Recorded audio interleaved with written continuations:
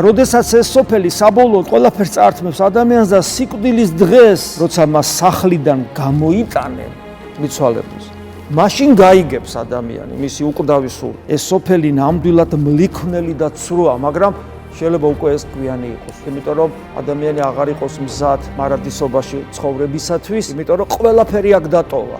თავისი მისწრაფებები, თავისი სურვილები, თავარია თავისი სიყვარული დატოვა აქ. ეს უყვარდა ეს სოფელი. და იქით არაფერი ესაქმებოდა. ხო და რო არაფერი არ ესაქმებოდა, აბსოლუტურად მოუმზადებელია. თულათაა საქმე, რა გვეშველება? ჩემ თავს ვერაფერს ვერ უხერხებ, ადამიანი იტყვის. უფალმა კი იცის ასეთების ორჭოფობა. ამიტომ მათ გასაძლიერებლად ბრძანა, რომელსა ნებავს შემოდგომა ჩემ და უარყავ თავი თვისი და აღიღენ ჯვარი თვისი და შემომიდექიმდნენ. რომ იქნებ გამოგვაფხიზლოს, შეგვეშინდეს ქრისტეს დაკარგვის და ეს ორჭოფობა ჩვენში დავასრულოთ.